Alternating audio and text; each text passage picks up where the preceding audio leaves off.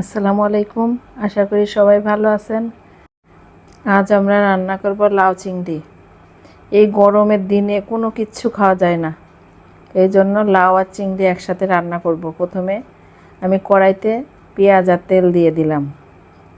কিছুক্ষণ নাড়াচাড়া করে আমি আদা রসুন বাকি মশলাগুলো দিয়ে দিবে। সবসময় যা বলি তাই তো দিতে হয়। মশলাগুলো দেওয়া শেষ হলে একটু কষিয়ে নিয়ে আমি চিংড়ি মাছটা দিয়ে দিব। লাউ চিংড়ি রান্না খুব সহজ, কিন্তু খেতে কিন্তু ভালোই লাগে। গরমের দিনে অন্য কোনো তরকারি খেতে গেলে যেন বমি আসে। আমি কোনো তরকারি খেতে পারি না। জানি না আপনারা কে কেমন করে খাচ্ছেন। ভর্তা খেলেও গ্যাস হয়, যেটাই খাচ্ছি সেটাতেই গ্যাস হচ্ছে। যার জন্য লাউ চিংড়িটা রান্না করেছি। আমি এভাবে পাতলা করে একটু ঝোল করে রান্না করেছি। এটা দিয়েই আমি খেয়েছি 1 প্লেট ভাত। আমার কাছে ভালোই লেগেছে। আপনাদের কাছে এই রেসিপিটা কেমন লাগছে?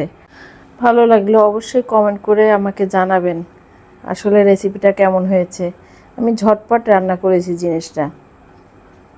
যাই হোক, আমার ভিডিওগুলো আপনাদের কাছে যদি ভালো লাগে অবশ্যই সাথে থেকে যাবেন। আমার ভিডিও তো ভাইরাল হয় না, জানি না। আমি কষ্ট করি, আমার কষ্টের সফলতা আমি পাই না। হয়তো পাবো কি না আমি জানি না, তবুও চেষ্টা করে যাই। সবার আশাই যে কেউ হয়তো একদিন আমার ভিডিওটা ভাইরাল করে দিবে।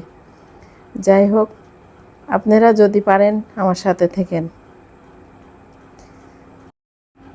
তরকারিটা কষানো এখনও শেষ হয় নাই, আরও কিছুক্ষণ কষিয়ে নিতে হবে। আর চুলাতেও গ্যাস কম ছিল। আমাদের এলাকায় গ্যাসটা এত কমে যাচ্ছে, কেন যে এত কমে যায়, রান্না করতে গেলে খুব হয়রানি হতে হয়। মিরপুর এলাকায় মনে হয় বেশি হয় এগুলা।